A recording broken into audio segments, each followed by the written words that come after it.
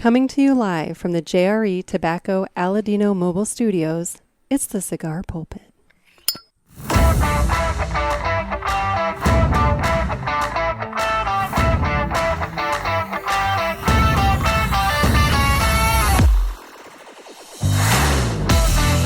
Hello, everybody, and welcome to another sermon from the Cigar Pulpit.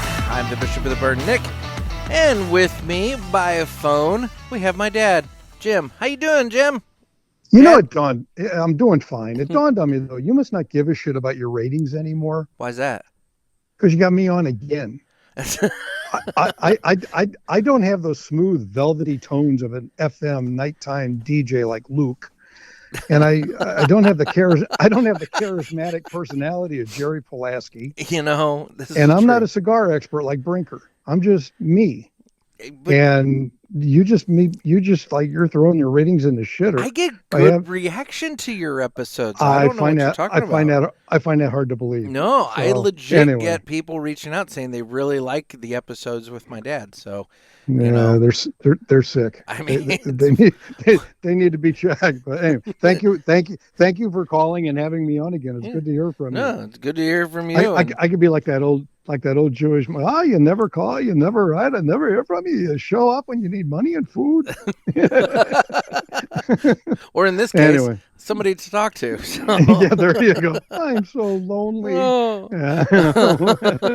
oh God. Anyway, good to hear from you. Good to hear from you. So today, I don't know what the fuck we're going to talk about, but I'm going to be smoking an Aladino Classic. Yeah, I always have stuff. You know that. I know you do. That's why I knew. Yeah, that's sad. That's why I knew I could call on you because, you know, just spirit of full transparency for all the listeners here. You're listening to this, and I'm recording it like a week in advance because I am currently at the New England Cigar Expo up there in New Hampshire, and so I'm getting these recorded and scheduled out so I don't have to worry about it while I'm gone. And so yeah, I'm trying to figure out what the hell I'm talking about, but and see, I have no life. So when you call and say, "Hey, can you do a show with me?" It's like, yeah, shit. Yeah, you know, I'll roll out of bed and do that. Why not? I mean, the only thing that's hampering us both today is that we're dodging raindrops. So hey, it's coming at me. The whole southern part of the state is just bright green and yellow, and I figure it's going to be here in about an hour and 10 minutes. Well, I think we had that. We'll see what happens. I think I dealt with that storm this morning, and I have another round that's going to be coming later today. So, Anyway, like I was saying, I am smoking the Aladino Classic. It is a 6x50 Toro featuring a Habano wrapper, binder, and Corojo filler. What have you got there? I am smoking a Yagua. Oh, look at you! I know, girl. I was going to say I've been sitting on this, but then if you look at the shape of it, you go, "Oh, that's apparent." No, I've had this incubating in there for a while. I figured, hey, pull it out before the worms get it. So there you go. But it got me thinking. Here we go already. Oh boy, what is Yagua? Do you know? Where the hell did I? No, don't go looking it up. I did. Okay. Well, then I'll let you. But it intrigues me. Names of cigars, for some reason, recently have been intriguing to me. Okay. Like the Blackbird Glitch makes perfect sense. That they could have named it the Blackbird Fuck Up, but that doesn't that's politically incorrect. So, but it's a good glitch. It is a good glitch. Yagua. What is a Yagua, you ask? Is that the leaf? Well, it could be. Yes, Yagua is a multi-dimensional name of different things. Most appropriately, it's the indigenous people in Colombia and northeast Peru along the Amazon. There's about 6,000 of these individuals. Okay. That's the original Yagua. However, if you look at the J.C. Newman website, Yagua is a Cuban royal palm tree. And they take these leaves while they're still wet, and they wrap them and bundle them. And that's what gives it the distinctive shape, apparently. So they're doing this in homage of days gone by in Cuba where they made Yagua Cuban royal palm tree tobacco. So cigars. What's cool is when you open up a box of the Yaguas, they actually have the palm leaf in there, like kind of around the bundle. So what you're saying is you've never paid enough attention to this, that you should have friggin' known what Yagua means. I knew that they wrap it in a palm leaf. I didn't know that the palm leaf was named Yagua. All right. Well, the 6,000 people in Colombia and Peru are really insulted right now, too. I apologize to those that are listening. Well, I don't know if they listen down there, but they might. Well, yeah. Why wouldn't they? If they aren't, they should be. Damn it. By anyway, God, that's what I've got. I got a Yagua going here. Okay. Well, it's time for me to cut the cigar, and the official cutting is brought to you by 2guyscigars.com. That's the number 2guyscigars.com. Two Guys have been around for 40 years, and they're the trusted name in the cigar industry. Everybody knows Two Guys, but if you don't, please give them a try. You won't be sorry. Family-owned and operated, 2guyscigars.com does the very best to provide a great selection, fair prices, and awesome customer service. I, in fact, was just messaging with Mr. Ed Santamaria earlier this week about my Cigar Authority care package that I ordered from them, and basically saying, like, hey, if you don't want to ship it, I'll be up your way and I can pick it up directly. But I don't know what's happening with that. One way or the other, I'm going to get my hands on it. But anyway, please go to 2guyscigars.com for your next purchase and tell them that the Cigar Pulpit sent you. There's a little box there you can put notes on your purchase, and just tell them, hey, Nick sent me here. And just remember, that's the number 2guyscigars.com. And with that, it's time to go ahead and cut the cigar. Anyway, you've bought from them before, right? I believe so. Yeah, my neighbor is now. I put him onto a few things. And that's right. He's buying. He got on with the Atabay. That's right. Have you scored an Atabay off of him yet? No. Oh, you need to get. No, but I did get a bottle. No, did he really? Yeah, it's like an apology thing because of the whole pool bullshit. Yeah. Which is ongoing forever. No, he gave me a bottle the other day. He takes Maker's Mark and soaks cherries in it. So it's cherry-infused Maker's Mark. Oh. Yeah, so I got a bottle of cherry-infused Maker's Mark and a little tiny bottle of bourbon cherries. Well, there you go. Yeah, so one of these days I'm going to bust into that. That's spiffy. I know. No, I just remember you told him that you really liked some rather expensive... Yeah, I didn't get that. So when you said you got a bottle, I was like, no way. No, that didn't work. Well, you can't blame a guy for trying, but I know. I gave it a shot. I gave him my best shot without being too pushy. Oh God. Anyway. Well, while I fire up my cigar because somebody doesn't like it when I fire up the cigar on the show. I don't know who would have ever said that they don't like that noise. Yeah, I don't know who that was. Somebody has an aversion to bad noises. I'm gonna hit the greatest commercial you've ever heard.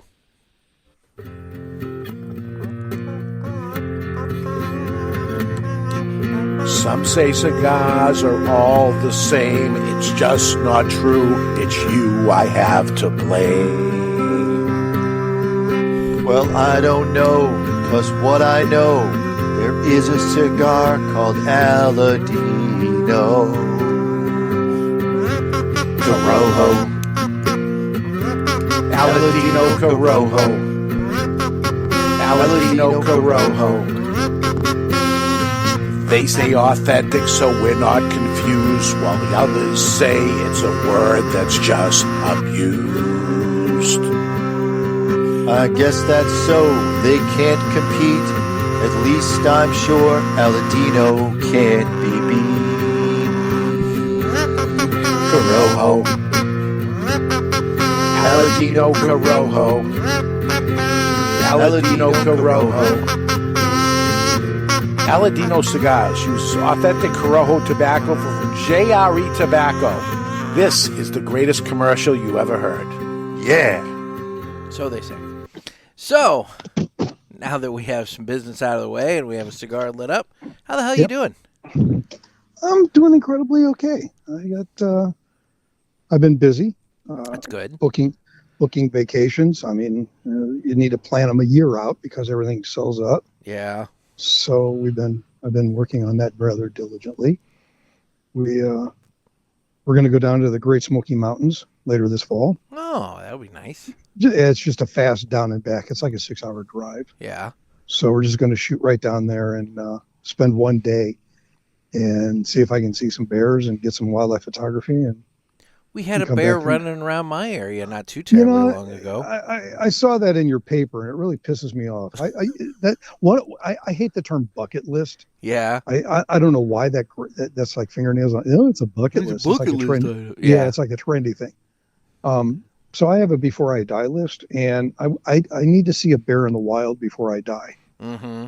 I don't know why. I'm a big bear fan. I love bears, and I think it'd be I just need to. So we're going to give it a good shot down at the Smokies, and you're unaware of this, but I booked just to go back out to Yellowstone next year. Oh, there you go. So this trip we're going to go fishing. We're going to take our fly fishing equipment, and we're going to fly into Bozeman and drive 2 hours east to Red Lodge, Montana. Okay. And there's a place called the Beartooth Highway. Okay. Charles Kuralt said it's the most beautiful ride in the country. Okay. And you go up in the mountains and you go through a tundra. I mean, you're up there, so you potentially see glaciers and mountain lakes and mountain goats and all kinds of beautiful scenery. I mean, the scenery is supposed to be bright. You're like 10,000 feet up. But then we go into Gardner, Montana, which is just on the north entrance of Yellowstone. And the other day I booked a guide, and that morning, the next morning when we get in Gardner, the next morning, we're going to go wildlife touring. We're going to go out wildlife looking for the first half of the day, and they take you out to find wolves and bears and whatnot. And I'm thinking this guy is a professional wildlife guide photographer, so he ought to know where he's going. You would think. I'm hopeful. So maybe get a grizzly or a wolf, and then break for lunch, and then afternoon he's going to take us fly fishing.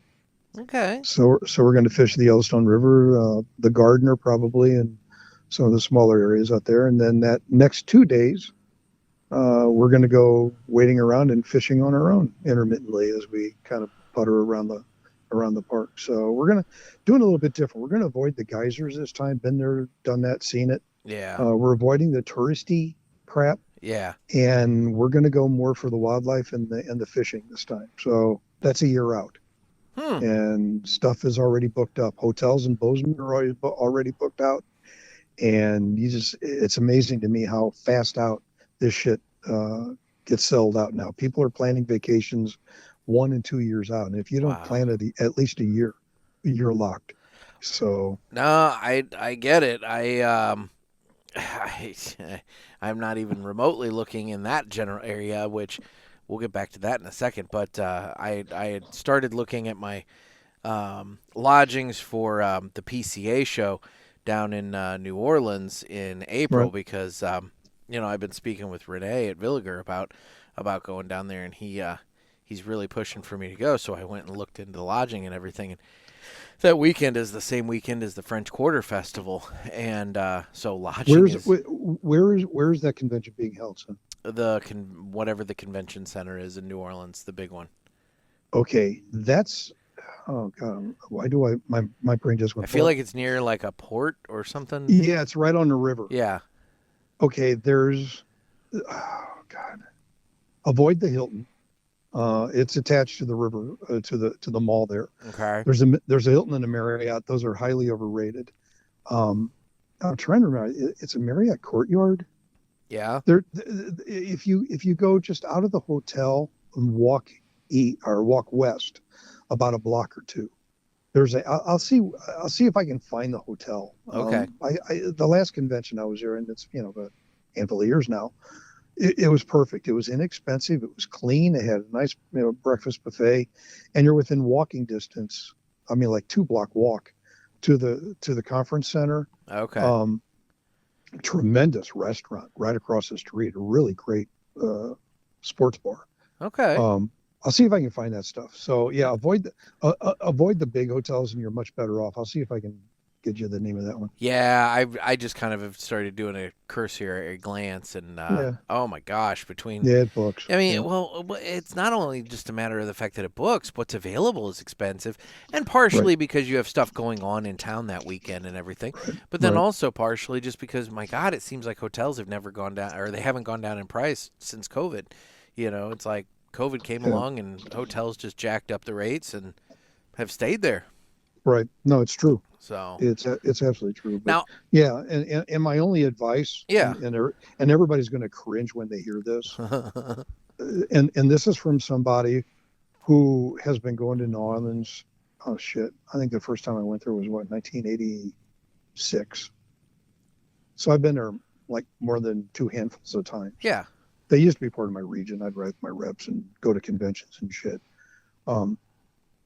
There's no need to go to Bourbon Street. I mean, I'm sorry. They just need to put a big flush handle. I mean, I've been there one time. So I went there with the ex-wife, and she loved the place. I'm not the biggest New Orleans fan by any means. I love the bread. The bread is freaking amazing. Well, the food is amazing. Yeah. But if you stay, and like I said, I'll get you the name of the place. You got a bit of time, but stay over toward the convention center side, and you can go up to Jackson Square, Café du Monde. There's the City Market, I think it's called. Yeah. They make the original muffaletta. Okay. I mean, there's enough shit just to walk up along the river. True story, and then we'll get on with other stuff. Many years ago, I'm down there for a convention. I'm with my reps.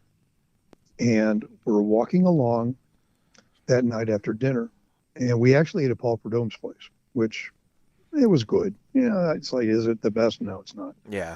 And all of a sudden we hear pop, pop, pop, pop, and this guy comes running past us, and he stops about 10 feet, and we duck back into a doorway, and the son of a bitch is shooting back at the cops who's chasing him. Oh my gosh. Yeah, and it's like, okay, this is fun.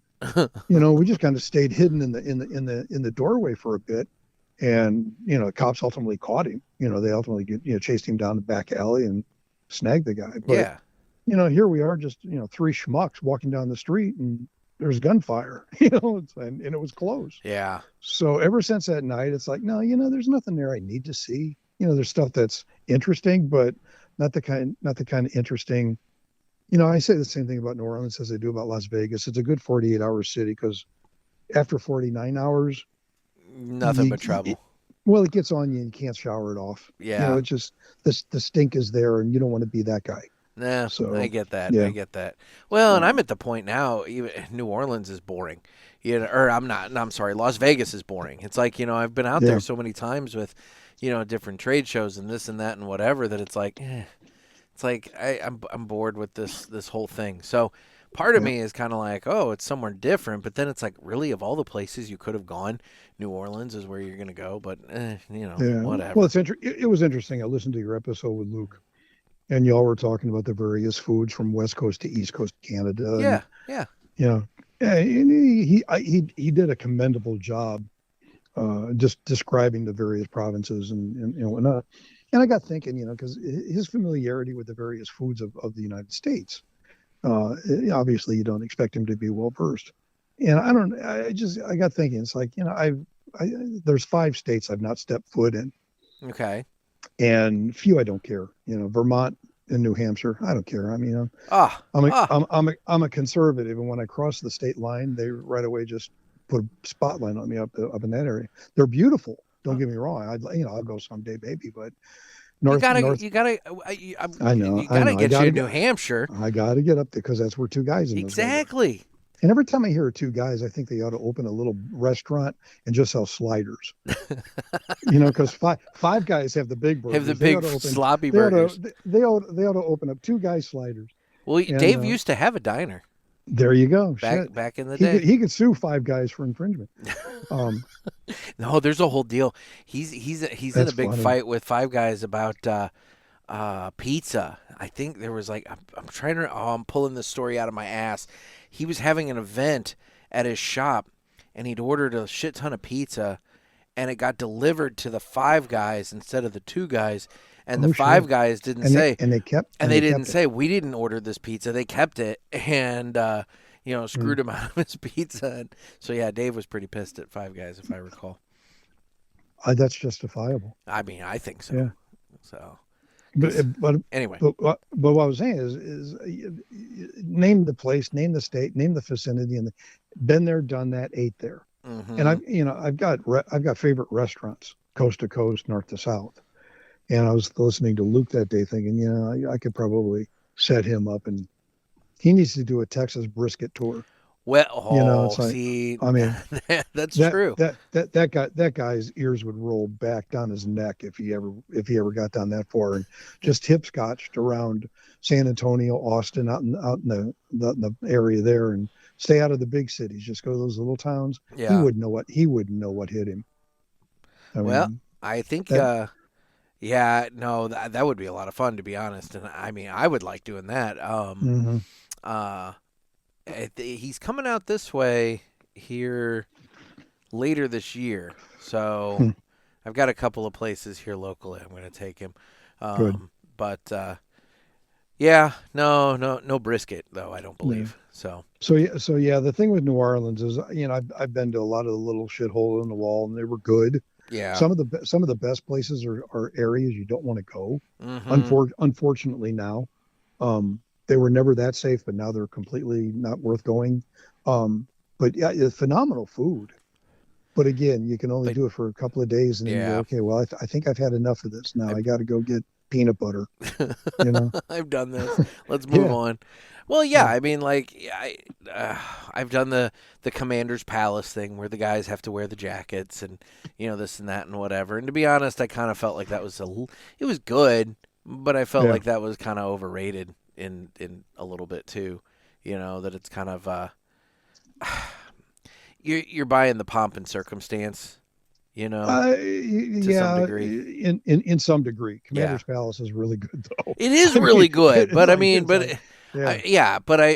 do feel like you're buying the experience. I guess that's what I should say. Is you're buying the experience, and you absolutely are. I mean, if you get a chef's table, not everybody gets to sit just at the edge of the damn kitchen. That kind of stuff. So I did not get that.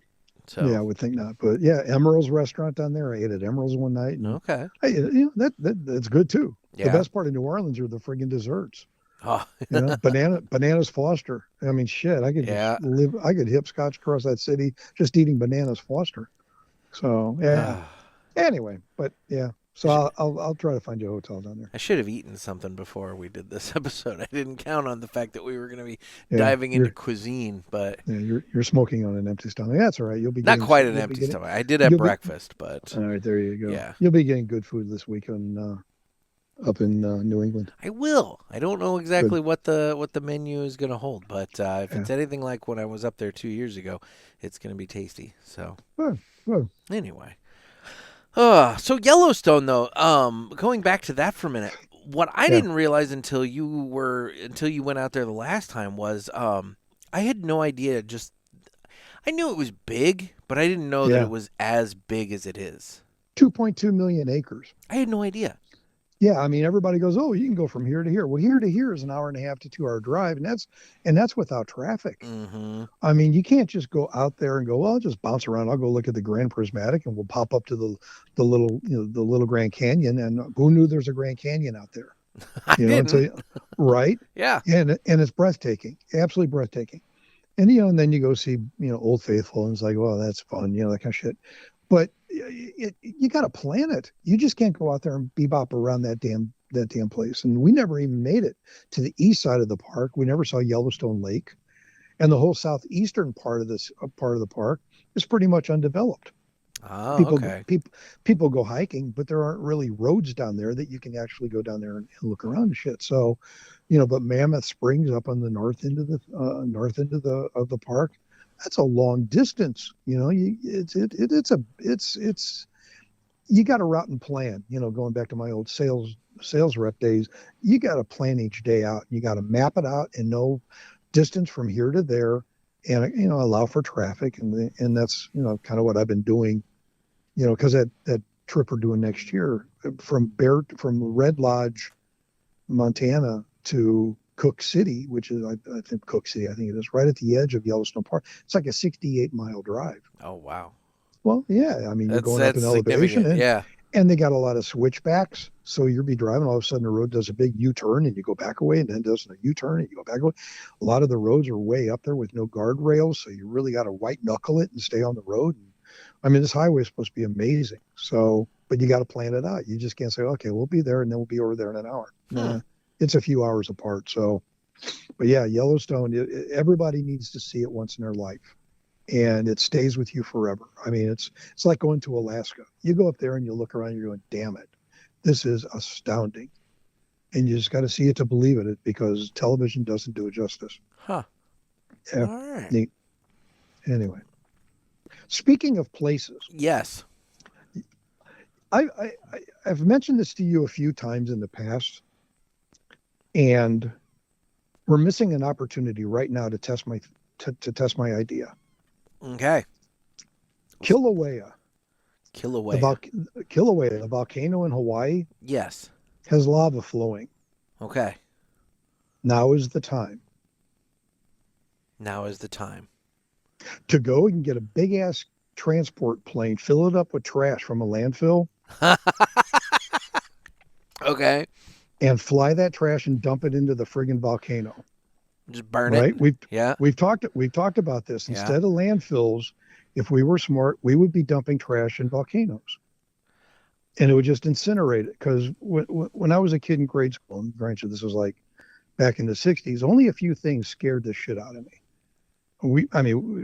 Tornado drills. We used to have to hunker down underneath our desk in grade school, right? Yeah, well, they still do that, but unfortunately now there's also the active shooter intruder training drills. No, yeah, that would be frightening. That's a whole different bullshit thing the kids have to worry about, but whatever. Right.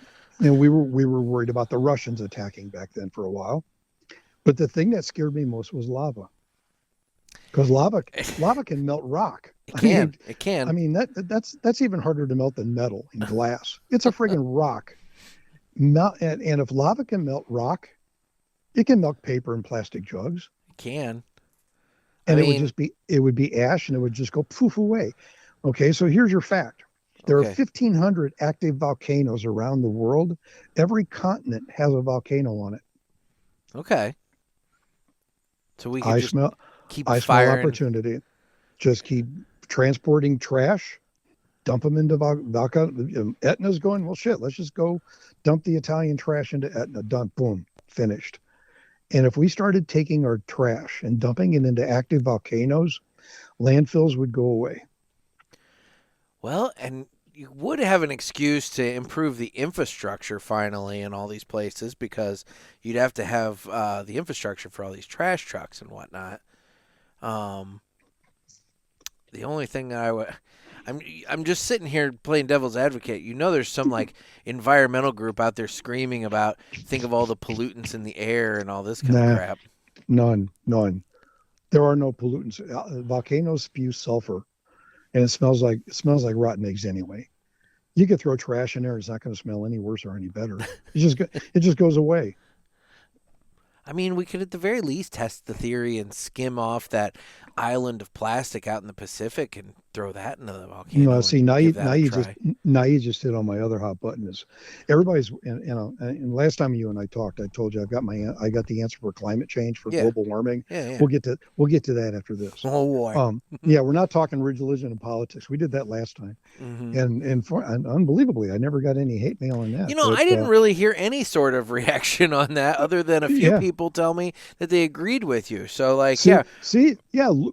Luke actually emailed me or sent me a message on Instagram. So we got the same problem here in Canada. And I replied, good.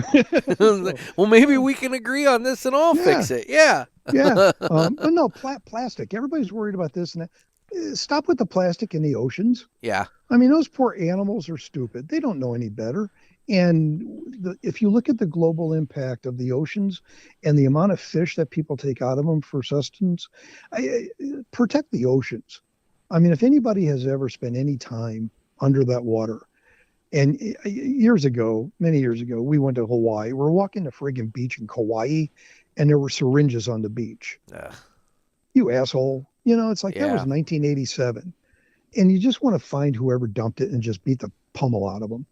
And it's just protect the oceans, because this planet goes to shit if the oceans die. Well, and aside from just the wildlife in the oceans, there's all these studies about the microplastics in our in the water vapor, and how basically we're done. Like it's in everything now, because like it's in you. Yeah, exactly. If you have seafood, the microplastic from that lobster you ate is in you now. Yep. Yeah, and that shit doesn't go away. No. Yeah. So it's like, what are we doing to everything? So yeah. Okay, so global warming. Oh boy, here we go. That's the other thing. Okay. And we're seeing it again happening here. Everybody is all pissy about global warming and climate change, and they're all chasing, you need to drive electric cars. No, that's bullshit. They chasing man, bear, pig? Yeah, right? Yeah. No, I'm cereal. Cereal. Super cereal, guys. I'm cereal. Yeah, John Kerry and Al Gore have made billions of dollars talking about global warming, which to them it's a job, and that's bullshit. They just whatever. Here's a question that's an unfair question for you, and I know you weren't there at the time. Go back, I don't know, 1,000 years. Was there global warming? I don't know. Yes, there was, but not to the extent it is now. Yeah. Global warming comes and goes. All right. But here's the most important thing. You want to stop global warming, and here's that thing I told you a while back. Just walk into a woods. Yes. On a hot day, walk along, walk on concrete. Go through a parking lot on a hot day, and you're like, oh, yeah, fuck, it's hot. Go into the woods, and what happens? Yeah, it cools down. Trees are nature's natural air conditioners. Yep. What are we doing? We're wrecking trees, cutting down, clear cutting to build houses, apartments, shopping centers. That's our problem. How's the song go? We pave paradise to put up a parking lot, you know? Correct. Yeah, whatever, Yellow Taxi or whatever that song is. Yeah, whatever. Yeah. And that's the trouble is we're knocking down the stuff that's keeping us cool by putting concrete that reflects heat. And you think that has no effect? Really, people? Mm-hmm. We need a moratorium and stop building for a year, and you watch the global temperature come down. Oh, but if we stop building for a year, these developers won't be able to put up their villages of $300,000 on up houses that, you know, you sit and wonder, like, how in the hell are these things selling? But, you know. Yeah. I mean, that's a whole conversation we'll have, but not on the show. I'm just saying. Because I will get hate mail if I expose that. I mean, it's just outrageous. But that's the secret to global warming is just stop building shit. Stop putting buildings up. Just stop wrecking trees. If you want to build something, knock something down and build where it was. But don't destroy new property to build. Well, and you know what's really ridiculous is I've seen a lot of this locally where these municipalities have these regulations about, if you put in a building with a parking lot, you have to, there's regulations about you have to install so many trees on your property, in order to do this. And I guess that's all fine and good. Insufficient. But that's my point. It's insufficient because they're coming in and they're tearing down mature trees, and then they're putting in little saplings that take, decades Forever. And decades and decades to grow to any sort of like height and usefulness.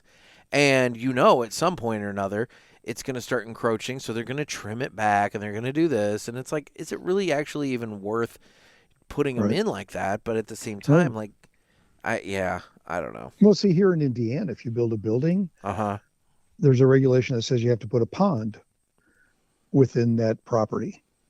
That's why when you come up here and you go through subdivisions, there's always ponds. Oh, okay. And it has to be sufficient to contain 1 year's worth of rainfall. That would have off that building, the amount of footprint of that building, the 1 year of rainfall of that building, the runoff has to be able to be maintained in that capacity of the pond you install. Forcing detention or retention ponds. Correct. It's a retention pond. Yeah. Wow. And around here, a lot of those retention ponds have been stressed really bad the last couple of years because we've had some of these rainfalls have come through have been 1,000-year rain. It's like we can't prepare for that and everything. And it's like, I don't know. That's a whole nother thing. I just. It's all messed up, but okay. So your solution is put a moratorium on building, and just and to some degree, you actually might have a little bit of side data you might be able to use for that, because remember during the pandemic, when people weren't driving everywhere and things were basically at a standstill, what happened? We started seeing like animals coming back out, and ozone levels. Oh, by the way, correcting. the hole in the ozone corrected itself. Yeah, I know. I read a week ago that it's filled in now. Oh, well, that's good. I'm glad. Yeah, because we were very concerned about that in the 1980s, as I remember. Well, that was a big deal. Stop using aerosols. Yeah. Okay. Well, the ozone is okay now, so we can go on to our next thing now. Yeah. Well, and here in Illinois, the next thing is the fluorescent light tubes. Yep. We can't have those anymore. But as I recall, President Obama at one point was speaking and praising fluorescent light tubes as a lighting solution. So, we're not talking politics here. No. But I'm just saying, when you start getting into global warming and all that, unfortunately, it does become a somewhat, polar issue at times. Yeah, well, there's a lot of little pieces. It's like everything else. It's all the little things that add to the big thing. Yep. And the sky is falling because we're focusing on the big thing, but nobody wants to take action with little things because that takes effort. Mm-hmm. And people are lazy now. So, that'll never be fixed. But here's the other thing I want to provide you. Okay. Your episode with Brinker. Yeah. You talked about the impending shipping strike. Oh, yeah. You remember what I suggested in way of a shipping canal? I do, and I was the whole time I was sitting there waiting for it, but I figured, I'm going to ask if he wants to come in, and I'll let you provide this idea. Ladies and gentlemen, I got your fucking answer. And it's a resolution to a lot of problems. And that's take the Rio Grande River and take the border and channel it out from Southern California all the way over through Texas to the Gulf of Mexico. Let's put our own shipping canal there. And we can call it compete with the Panama. Screw the Panama. There's no reason to go down there now. Exactly. You widen that thing, you deepen it, and you make it a shipping canal. Yeah. And if you want Mexico part of it, we can call the Amex Canal. There you go. And let American Express subsidize some of it. All right. We'll tie corporations into it. There you go. But we would have the Amex Canal. And that would eliminate shipping problems, because right now, most of the shipments from China, and this is experience speaking because I bought product from there years back, most of the shipments from China go to Long Beach, to the port of Long Beach. Okay. That's the one you were talking about, where all the boats were all sitting out there waiting to be unloaded. Yep. All right. Well, most shipments, I don't know what percent, go into Long Beach. Well, then they get cleared, and they either get onto another boat and they go down through the canal, and Panama Canal, and they have to come up to the East Coast, or they transport them by truck. They take the containers and they put them on trucks and they drive them or train. Yeah. Screw that. If you had a canal, they could just go right across the southern portion of the U.S. into the Gulf of Mexico, loop around Florida. Jacksonville Port, a number of years ago, was submitting, I believe they got approved to expand and deepen and enlarge an airport, so they could start becoming a larger inbound port from China. And if you got that canal across the southern U.S., it would mitigate illegal immigration, because there's boats. You don't want to swim in front of a tanker. No. And it'll be too deep. They won't be able to wade. They won't be able to wade across it. It'll be economic commerce. El Paso, all of a sudden, will be a commercial city. And it just makes perfect sense to me in my little world.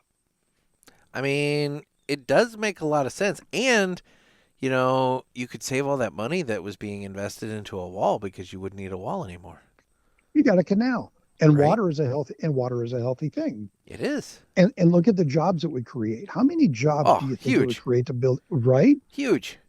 See that? I just took one swing and I put 4 balls out of the park on one swing with that.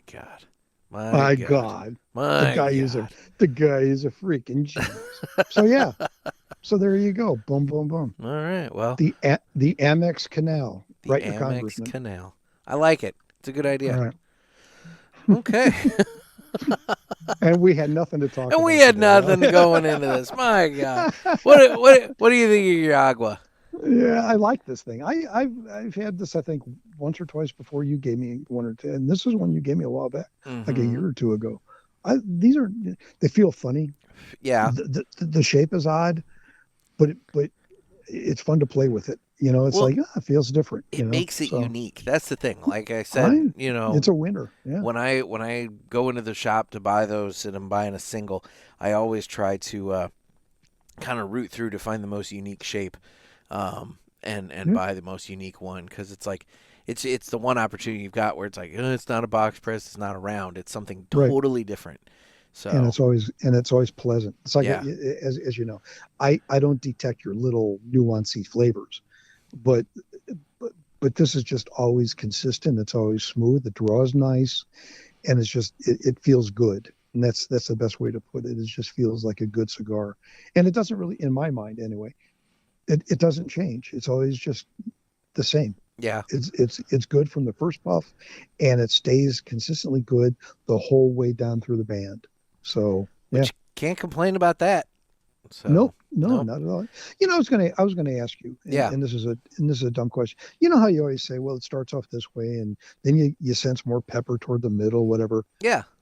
Is that because of your tongue receptors getting singed a little bit and adjusting, or is that because they put different filler in sections of the cigar? So when they bunch it, when they roll it and they bunch it, sometimes they will put like the tips in different places, and so the tips of the leaves tend to have a lot more, going on with them, and then also, you might have maybe a little bit more of this type of a leaf and less of this type of leaf, and that sort of thing. So the rolling and all that does have a lot to play into it. Now, I will say, to your point, when I notice that it's my tongue receptors and flavor receptors and everything are getting like burned out, that's on days when I've smoked entirely too damn much and I just need to stop. And that's less of a pepper sensation and more of a, oh my gosh, my tongue is tingling and feels like it's on fire kind of sensation. And that's when it's like, all right, this is done. We need to be done. Like I'll say, what day was it? Sunday, the Sunday of Pulpit Fest weekend. We got back from Leaf and Bean at Ken's place, and we were sitting there, and he had fired something up at his house and whatever, and I was just like, I think I'm done. I think I'm done. Right. And it's like, that was it. That was all it took. And I basically took that day and all day Monday off and everything, or the rest of that day and all day Monday off. It's like, I'm done. I've smoked myself out. So. Well, and by the way, Pulpit Fest is on my travel to-do list next year. It's on the calendar. And all of these idiots says, "Oh, your dad's not." Be careful what you ask for. It's being integrated into next year. It's like a couple and a half weeks before something else. But it's the intended attendance next year. So I'm not going to sit there and pound down like 4 and 5 cigars in a day. That's never been me, and it won't be. But it doesn't have to be. Yeah, but we'll make our best with that. There you go. Well, cool. Yeah. Well, before I do this, the Aladino Classic. It's been a while since I've had this cigar, but it's really good. It's got a nice, almost salty component to the flavor in the very beginning. Like before you light it, and then after you light it, you kind of get that like almost like a salty flavor from the wrapper, but. It's a nice, like, spicy, earthy thing going on, because you get the Habano, and then you have that Corojo spice, and so it's a very nice aged cigar. And this one, I actually got this one at the Two Guys Anniversary Party in 2022 that I went to. So this has been sitting in my humidor for 2 years, just waiting. So now, did Trade Mac go to that show over in Germany? I do not believe so. I don't remember the name of them. Something like Tabar, Tobacco. Inter Tobacco, I believe. Inter Tobacco, yeah. I was wondering if he went to that or not. Yeah, I don't believe so. I know Husto and the rest of the family were there, but yeah, it's probably best that Trey Mac not go. Yeah, that's the thing you gotta wonder with Trey Mac is international travel starts getting into international incidents. The police in Germany walk around carrying military semi-automatic rifles. It's intimidating as all hell. You walk through the airport. You feel like a crook. I mean, you're that guy they're going to shoot any moment. So yeah, it's best that he's not there because he would test the water, and that's not a good thing. You just don't need that. You just don't need that. No. Well, anyway, I'm convinced that Yagua, the wrapper or feathers off of shed angel wings, and the filler and binder is unicorn hair. I mean, it's just, it's special. Okay, all right. Well, that explains why they only come out with it so many times a year. It's so special that they can't get the materials. So it takes a while to get that stuff. That's right. Well, let's do this now. It's time to fly high with Blackbird Cigars. Blackbird Cigars offers you remarkable quality using the most delicate and finest tobacco to always ensure that you're receiving unsurpassed cigars. Blackbird Cigars strives to give you undoubted repeating flavor for every cigar you smoke and impressive quality so that you can always expect greatness. Check out their website for a full list of stores carrying Blackbird Cigars and give them a test flight. Blackbird Cigars can't clip our wings. So, today we've got a guy that there probably is no shortage of cool facts about, but I found these and I figured this would be a good introduction to General Chuck Yeager, who made world history on October 14th, 1947, when he became the first man to fly faster than the speed of sound. And during his 9-year assignment as the nation's leading test pilot, he also became the first man to fly more than twice the speed of sound in level flight, flying the Bell XIA on December 12th, 1953. So he not only was the first man to fly faster than the speed of sound, but he became the first man to fly more than twice the speed of sound in level flight. So be like Chuck Yeager and Blackbird Cigars and don't let anybody clip your wings. Are you there? Yeah, he's an American legend. Oh, I thought you'd have something to say. No. Oh, really? No. I let it go, and then I was like, "Hello." Chuck Yeager was born just a little tiny bit ahead of his time. Mm-hmm. He would have been an astronaut. He would have been that guy. Oh, He was the man. He did a lot. Good guy. He walked so the astronauts could run. You really did that, didn't you?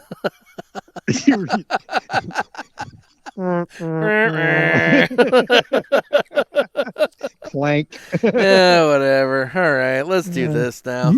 You owe Blackbird $1. It's time for the Villiger Cigars Entertainment Report, brought to you by Villiger. Villiger Cigars, one of the leading cigar and cigarello manufacturers in the world, founded in 1888 and still family-owned and operated. Head over to VilligerCigars.com and check the store locator to find a shop near you that carries them. We guarantee that Villiger Cigars will be a wonderful addition to your humidor and cigar rotation. So, you're afraid to ask, aren't you? Yeah. What have you been watching? I thought I heard some paper flipping over there, and I'm thinking, oh man, he's got notes. Well, I have two things. Okay. I'm starting to feel drips. Just intermittent dripping. I've been reading a lot lately. That's good.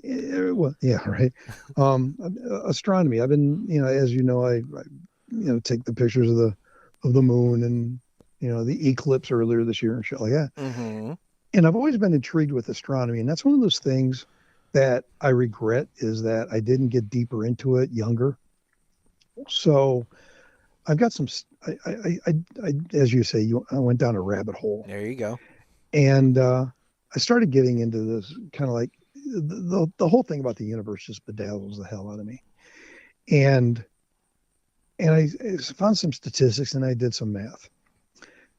And I've been looking at this. The observable universe what you can see, the Milky Way, whatever, is 93 billion with a B, 93 billion light years wide. Okay. All right. You're saying, what is a light year? A light year is 5.88 trillion miles. Okay. So when you shine light, in 1 year's time, it goes 5.88 trillion miles. So that means the observable universe is 546.8 sextillion miles wide. I can't even. A sextillion is 21 zeros. Yeah. Okay, but wait, there's more. Experts estimate that the universe total, not just the observable universe, but the universe total is at least 250 plus times larger than the observable, the 93 billion. Okay. Or at least 7 trillion, big number, 7 trillion light years in diameter. That calculates out to 41.2 septillion miles in size. A septillion has 24 zeros. So it's 41.2, 24 zeros. See, you almost get to the point where there's so many zeros that it's just like It's stupid nuts. You just can't wrap your head around it. It's impossible to wrap your head around. It's scary because the answer is, how big is it? The answer is, it doesn't end. Mm-hmm. I mean, it's just it's scary, stupid. So, and then I started digging into Orion. Orion to me is one of the most recognizable constellations. It's the most one of the most recognizable constellations because you got the 3 stars as the belt. The belt, yeah. Okay, now in the top left of Orion is Betelgeuse. Okay, Betelgeuse is a star. Okay, you said it twice. If you say it one more time, Michael Keaton's going to be on the show. Yeah, you're right. That'd be cool, actually. I know, right? I would kind of like that, actually. That would change the whole dynamic of this show. But Betelgeuse is 150. I did it again. Damn it. Where is he at? He didn't show up. Oh, well. It's 150,000 times brighter than our sun. And if we replaced our sun with it would reach out as far as Jupiter. Oh, shit. So we would not be able to be here if we replaced that. So here's the thing I want to point out, and this is where y'all are going to learn a little bit of something maybe. If Betelgeuse is 548 light years away, that means what we're looking at now, it may not even exist because it takes 548 years before the light reaches us. True. To put that in perspective, if our sun burned out and went away, we wouldn't know it for 8 minutes and 20 seconds. Huh. Right? Okay. So as you're looking and you're wishing on a star, you could be looking at nothing technically. That star could be dead, just like your wish. You're wishing on something that that's was not there. Dark. Right? I went there. Okay. Right? Okay. So if stars burn out and we're looking at the remnant light because it just hasn't, it's still flying, light is still coming our way. I got thinking, I wonder how many stars have disappeared in my lifetime. Okay. In the last 70 years, and I'm not 70 yet, but that was the best number I could find. Yeah. In the last 70 years, astronomers have reported 800 stars have disappeared from the sky in the last 70 years. Huh. Right? Huh. Creepy kind of weird thought, isn't it? It is kind of weird. So the universe is like a star you could have wished on back when you were a kid may no longer be there. It's gone. Interesting. Mm-hmm. Right? Now, okay, trying to be a little bit more on the positive side for a moment. How many stars have popped up in 70 years? Like, are we seeing new ones being born out there? New ones can kind of form, yeah. Yeah. If you look at some galaxies, and please don't ask me the name of it. But yeah, new stars can form when red gases. dwarfs or what the hell. Yeah. Exactly. Yeah. So, yeah, new ones are forming, but they're so far away that the light probably hasn't reached us yet. So that's a valid question. How many new stars are up there that we haven't noticed? Interesting. Yeah. Huh. Look at that. So here's another to make me feel very small and inferior in the grand scheme of everything. Here's another creepy little thing for you. Yeah. You know how you watch the space station fly by? You and I have sat in my driveway and we've watched the International Space Station go by and go, wow, that's way the hell up there. Yeah. Right? You know how far away it is? Not that far in the grand scheme of things, I would imagine. If you drove from my house to your house, that's the distance if you went straight up. No shit. It's 240 miles up, and I knew that. So I knew it was 240 miles. 4.5 hour drive straight up. Okay. I never put it in lateral dimensions. Yeah, it's the same distance as Cleveland to Cincinnati, and it's the same distance as my house to your house. Interesting. Indianapolis to the St. Louis area. Interesting. Doesn't seem that far up now, does it? Not really. No. Yeah. I mean, far enough. I mean, I don't know. You know. Okay. So let me ask you this question. Because I had this conversation with somebody recently, and they took a position that I don't think you're going to take, but I don't know. Maybe I'm wrong. Okay. If somebody came, if Jeff Bezos knocked on your door right now, said, "Hey, I got a seat on the penis rocket. You know, do you want to fly up into space?" Do you do it? In a heartbeat. Absolutely in a heartbeat. Wouldn't skip a beat. You betcha. So the person I was speaking with took the position of absolutely not, because they're like, you know, there's just some things that are too big for, you know, me to deal with, and that it's just it's just not meant for them. Now I had a feeling you'd say that, not just because of your space fascination, but also the fact that you went into you've gone diving before, right? And that's a very similar kind of thing. You know, the ocean and whatnot versus But I just I don't know. Yeah, I would absolutely do that. Now the question that follows up from that is, if somebody were to come to you and say, we're going to put you on a rocket and we're going to send you into space, and I'm just going to let you go, see how far you can go, would you do that? Oh, I don't know. You imagine the shit you may not see. You may not see anything. You may not see a single thing, or you may see stuff. You may see stuff that just absolutely blows your freaking mind. Or you may, but like, depending on how far out that stuff is, are you going to live to be able to see it? Right. You know. Well, it's like Voyager. Voyager was launched 47 years ago or something like that. Yeah, and we're just starting to lose contact with it. It just redid its thrusters. Yeah. Your remote control in your car has got more computing power than Voyager. And Voyager is outside, way, way, way out there. That's nuts. It's crazy. You know?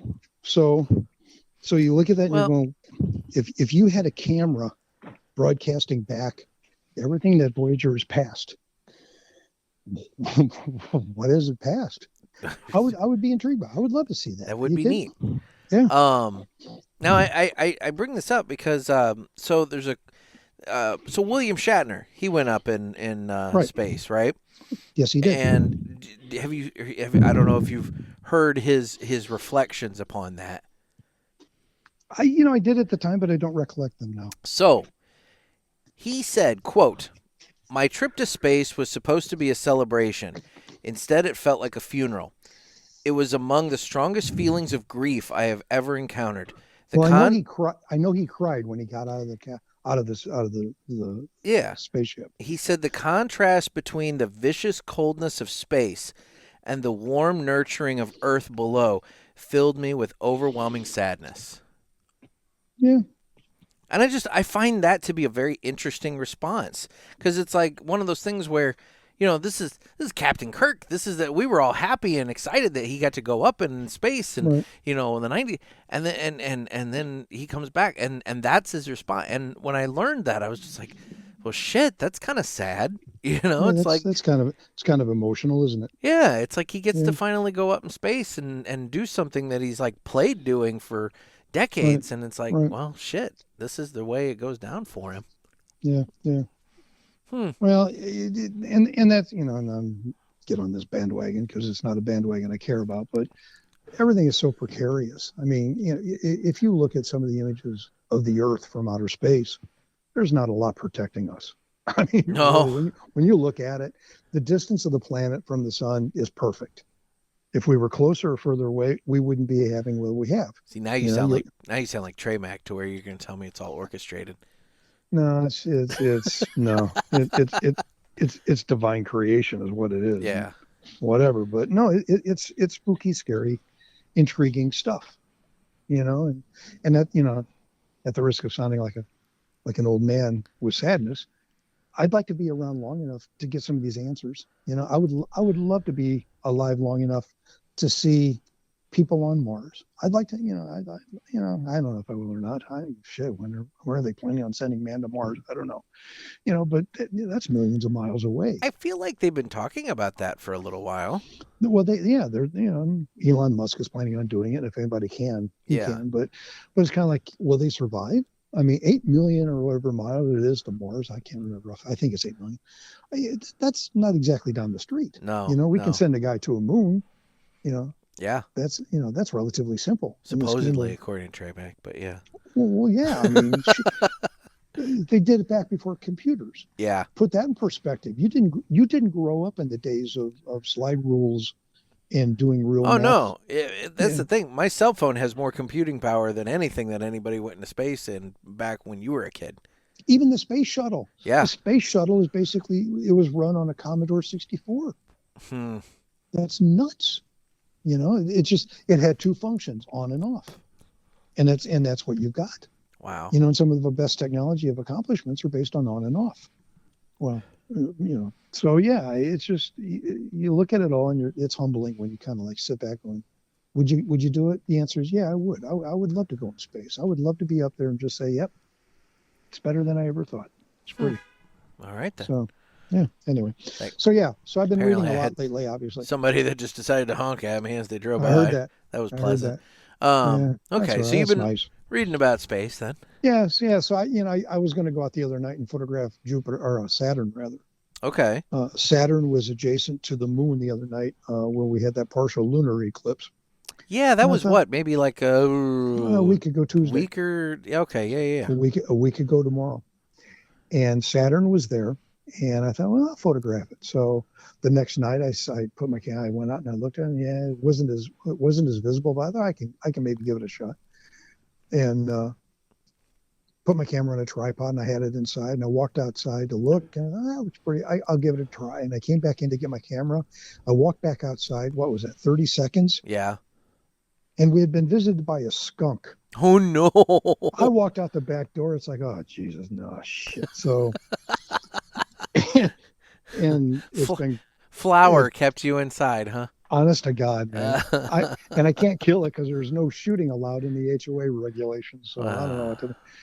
Yeah. So I'm on this mission to photograph Saturn yet, and that's part of my whole challenge of astrophotography. And Are you gonna? Now you were gonna try the Milky Way when you were out in Yellowstone the last time. Yeah, and it didn't work for me. I'm going to give it another try next year. That's what I was wondering. Yeah. Yep. It's got to be a dark sky, is what it's called, dark sky area. Okay. And trust me, you look up at the sky where you live, and you go, okay, there's a star there. You go out there, and it's like whoosh, that different. It's mind-boggling what you see in a dark sky zone. Yeah. And there's a few of them around the country that are noted, actually called dark sky locations. And it's just it's jaw-dropping, the difference in visibility of the universe. That's cool. So yeah. So we'll be giving that a try. But anyway, okay. So that's why I've been doing a lot of that kind of reading. But furthering the Villiger thing, we watched a movie. Okay. It's called The Ministry of Ungentlemanly Warfare. Ooh, I wanted to see that. Was it any good?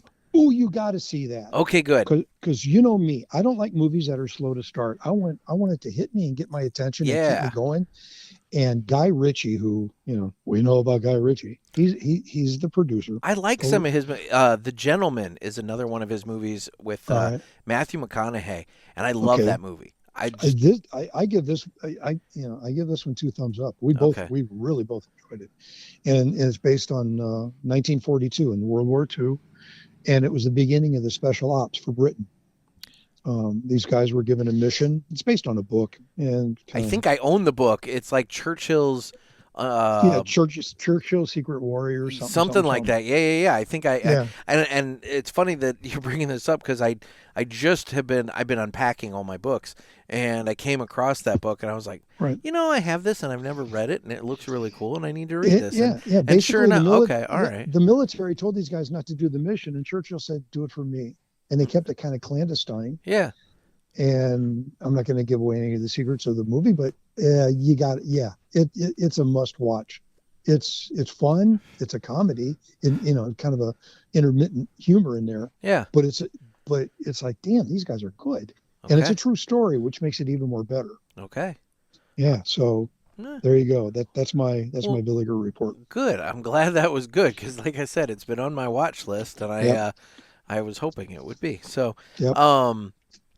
I have just, in the time that I've had to watch TV, which hasn't been much, because, I mean...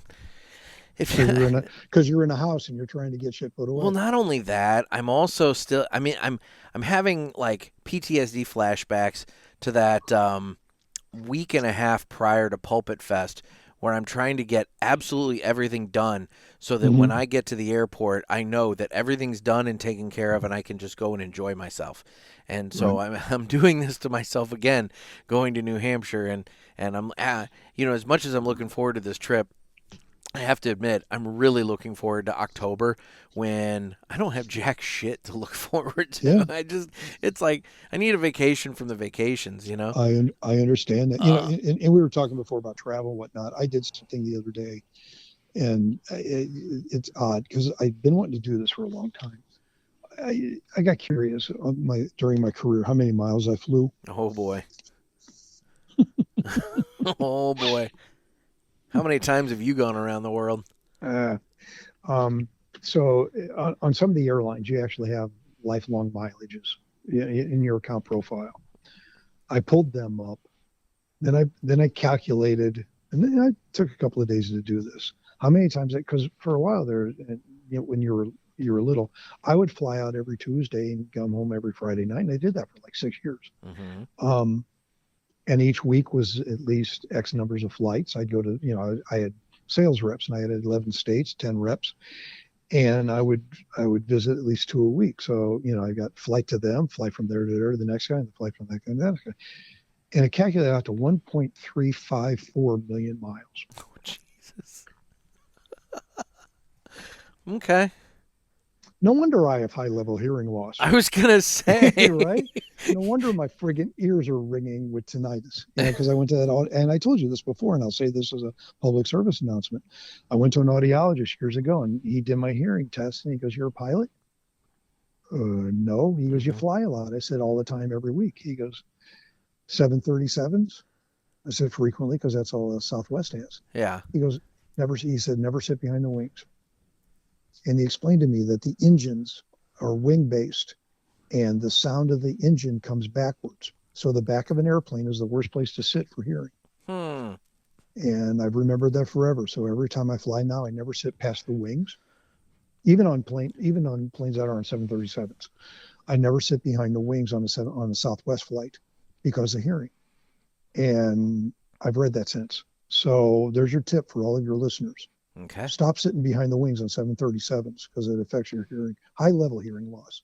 It's that shit where you have a watch that beeps and you can't hear it. Yeah. Those high tones, they're dead. They've been gone for me for years. Huh. And that's what it is it comes from that. So there's a risk of sitting on airplanes in the back. What are your thoughts on Southwest switching to assigned seating in February? Yeah, I'm 50-50 on that. Part of me likes that because I've boarded so damn many flights that are just people do stupid shit on Southwest to block the seat next to me, and I've done it myself, I like to know where I'm sitting sometimes. Yeah. So I'm not averse to that. I'm that guy that will pay that $35 extra when I book it. So I'm A, boarding, so I can get my window. I'm sorry, I can get the wings forward in a window, or depending on where I'm going and how far the flight. I select either a wing or a window or an aisle. I always sit on the left side of the plane. That's an old superstition that I picked up from somebody else many years ago. I prefer the left side of the plane as you get on. I tend to do that too, and I've never really thought about it, but it always ends up that way. You know why I did that? And it goes back several years, is I used to take a lot of early morning flights out of St. Louis. Yeah. And I always sleep on airplanes. I can't, I'm asleep. So am I. A lot. I'm asleep before takeoff and I wake up in landing. And if you sit on the right side of the plane, that's sunrise. Okay. And I always sat opposite sunrise. Okay. That's why. That makes sense. I don't know why, but like I'm thinking about it, and it's as I get on planes, I tend to gravitate towards the left side of the plane for some reason. I don't have an excuse for it or a reason for it. It just happens. Right. Unless I'm flying someplace where I know that there's something I want to see out the side, then I'll sit on that side. Okay. But no, beyond that, it's always the left side, wings forward.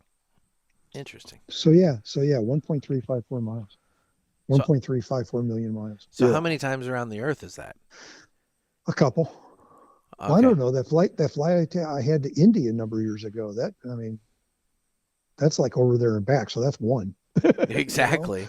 So, no, I don't know. I don't know. You're asking me a question on what's the circumference of the planet? I don't know. I honestly would have thought you would have done that math. That feels like something that you would have done.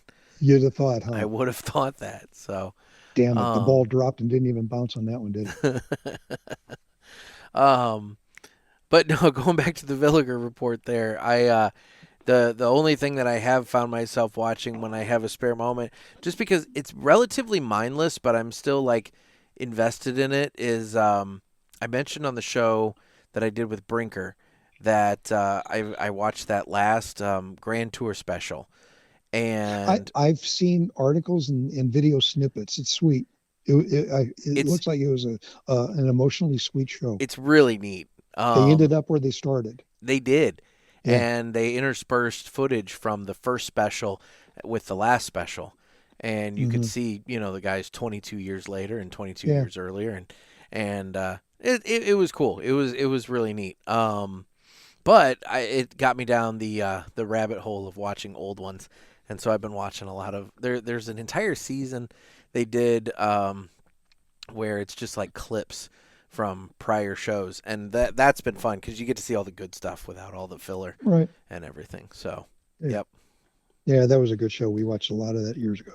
I enjoy the hell out of it. They've got a good rapport, but then it's like I was telling Brinker, it's like even if you're not into the cars and you're not geeking about all the car stuff, which on the specials, they tend to get like clunkers and ones that are going to cause drama and, it's breaking, so we got to do this and that and whatever.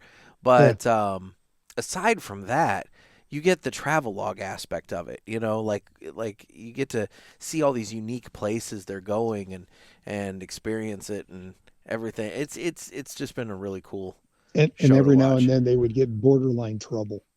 Yeah. You imagine the legal fees that show had over the years. Oh, I'm sure. Yeah. Like that segment that I was telling, I think I told Breaker about, where they hooked the caravan up to the balloon and they were flying the caravan, and they ended up flying it over an airport. So, James May's up there getting the airport tower saying, you're in restricted airspace. You need to turn around right now. He's like, I can't. No, wind is doing this. And they're like, we're sending up a police helicopter. And it's like, there was a lot of drama that took place between the last shot they did at that airport and then the next shot where they saw him landing at the caravan park. It's like there's a whole nother story buried in between the cuts, Yep. So, Richard and did Richard Hammond, I think, had a couple of really bad accidents. Oh, he's nearly died on that show a couple of different times. Yeah, he was buggered up for a while. Yeah, one. He's had some really bad accidents. Because he tends to push it, and he's got in some of those supercars, because they drive. I mean, they're driving stuff they're zippy. Yeah. So, yeah, he's gotten himself in a lot of trouble. But yeah, Top Gear was always good, but whenever they tried to do a Top Gear in the U.S., it never worked. That show sucks. Yep. I'm sorry. It's like, I don't even know the guys' names. I don't even care. They just never got good guys in the and it all comes down to the chemistry of the guys.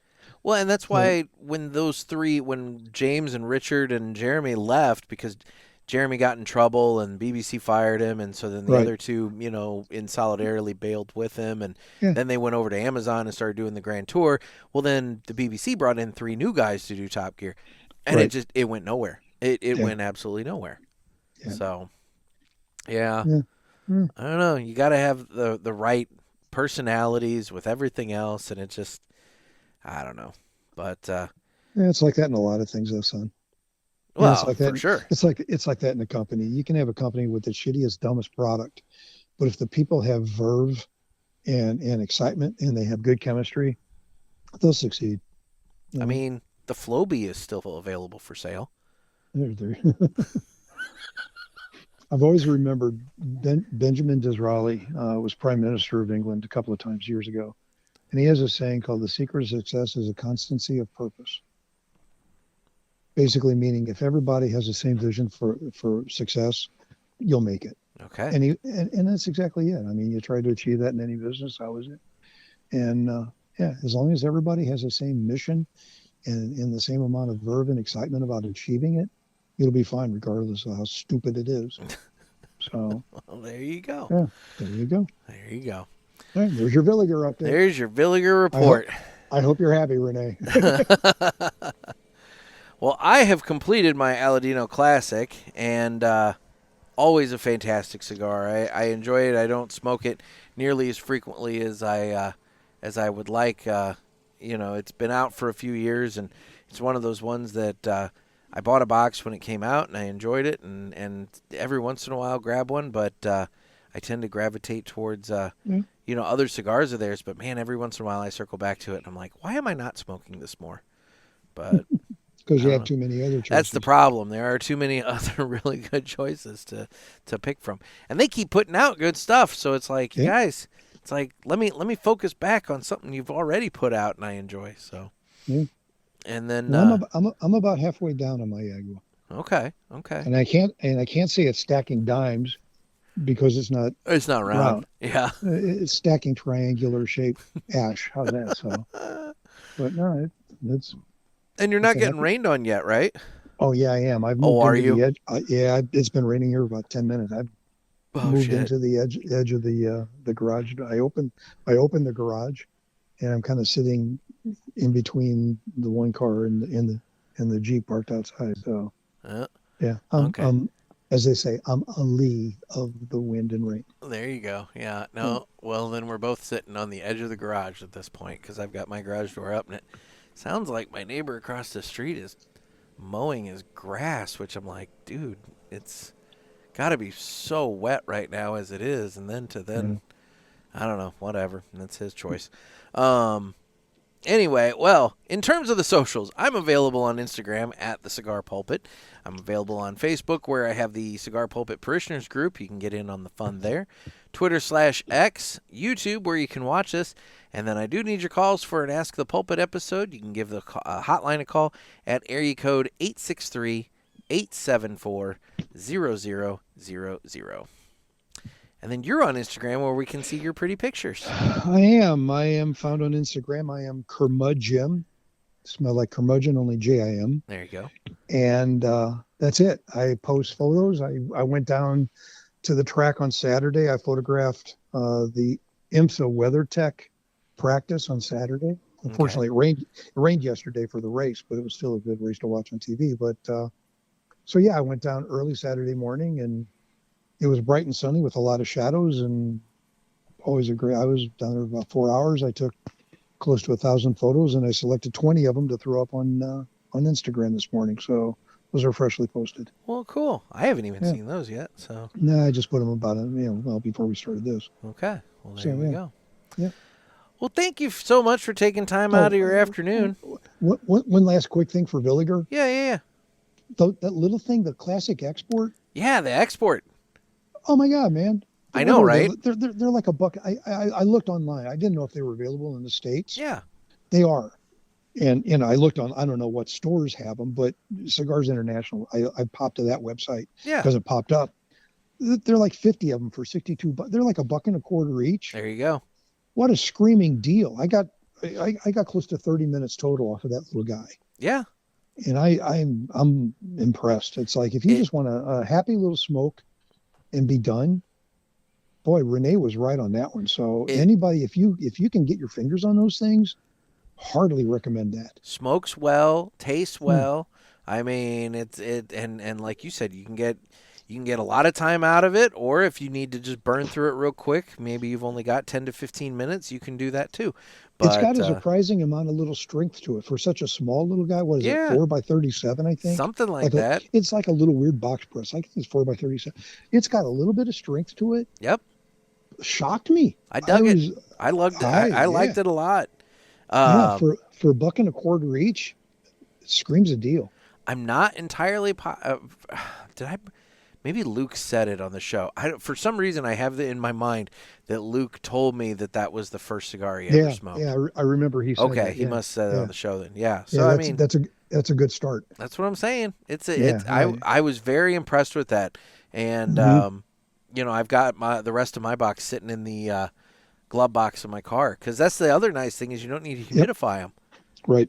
So it's sitting in the glove box of the car alongside the Toscanos, just cigars that I can keep out there that I can have on hand just in case. So yeah. I was really impressed. And you don't need a cutter for it either. That's another thing. No, both ends are clipped. Both ends are clipped. One way or the other doesn't matter. I guess. So fire it up and go. So Yep. Nope, I dug it. Anyway, good. All right. Cool. So that's my social. That's as social as I get. There you go.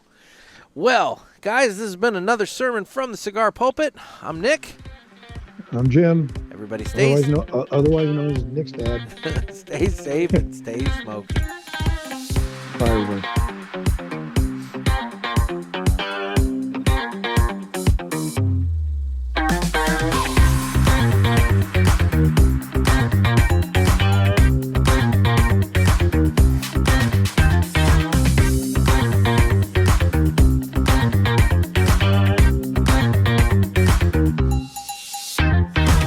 Okie dokie. Well, thanks. Appreciate it. No problem. I'm glad we had a chance to catch up a little bit. Me too.